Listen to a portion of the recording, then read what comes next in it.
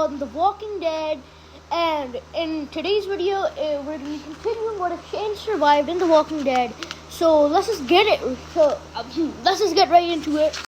So we'd see Woodbury, who just randomly pop up at the prison and start shooting the place up, and this attack would be much more brutal as more of the governor's trained militia is still alive, because in the original series the group managed to beat the governor and his army because Merle killed most of the governor's really good militiamen, so he just had to bring normal residents because Merle killed all of his good militiamen.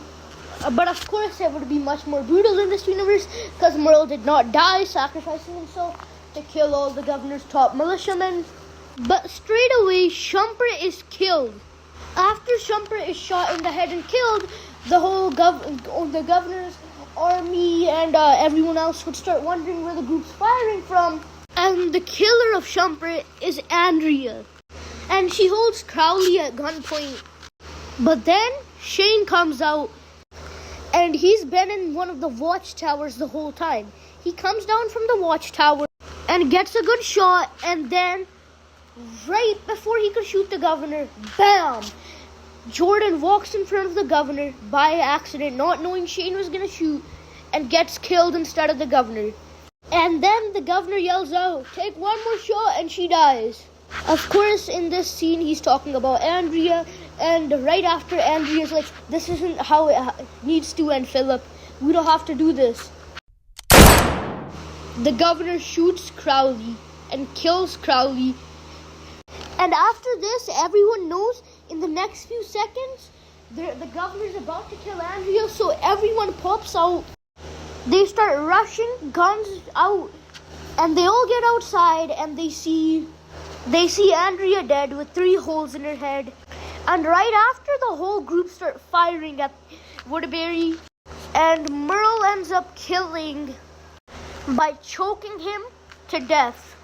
And Shane would shoot Tim dead. And we'd see Lori, who's running with her little daughter, baby Judith, in her arms, and Oscar would be protecting them, and Beth and also Carl would be running with them, as Carl's the son of Lori, and Beth and Carl were pretty close back in season 3, and they'd all be running to safety. But while helping them all get back to their cell block, Oscar is shot in his stomach, and then he drops to the ground dead. And he would tell everyone to just keep going on and don't give up, encouraging them, telling them, "Don't worry, you'll make it." In his last moments, before he eventually is shot again and again before dying. And Morgan and Rick would double team the governor, and he'd be brutally beaten down. But then a gunshot goes off, Morgan and Rick get distracted and see Shane get shot in the stomach, falling to the ground, and they would both leave the governor for now and rush towards Shane. Shane would try to get up and tells Morgan and Rick to keep fighting, but Rick orders T-Dog to carry Shane back to their cell block. And then we'd see Glenn, who's getting brutally beaten down by Woodbury guards, and he's about to get killed. But just before they could do anything to Glenn, Merle and Daryl both end up killing the Woodbury guards that are about to kill Glenn. And then Merle would yell at Glenn, "Now you owe me your apology, and perhaps even a thank you." But then we'd see the governor, who's running away, and he manages to escape in time, and Woodbury would surrender, and the likes of Patrick and Zach would still end up joining the group. And David would also join along with Karen, and that remains the same. And Lizzie and Mika would actually never join the group in this universe because they would be staying at Woodbury, and the group in this universe wouldn't want to move to Woodbury because they still think that governor's still at Woodbury, even though we don't know where the governor went. So basically, these guys, they just don't really exist, but they technically do, but we just never see them. And after this, the prison's population would be about 40 people to 60 people. as because of Woodbury, multiple more new people have joined the prison, which just strengthens their army even more. And then it would be 6 months later, and Zack and Beth would still get together in this universe. And in this time skip, Axel would have built up a proper relationship with Carol in this universe. But then, at the gates of the prison, they'd see the governor and his new army with a tank, and holding hostage, they'd see Herschel and Michonne. The governor comes with his katana raised. The governor tells everyone he has a tank and he's here to take the prison, and he'll leave without killing anyone if they just hand the prison over, and he'll spare Herschel and Michonne, but they just gotta hand the prison over and leave for good.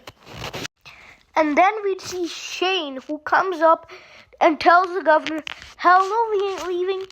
And if anything, if you kill Herschel or Michonne, we got the angle here to kill all of you right now, right here. So you better turn around and go back to wherever you came from.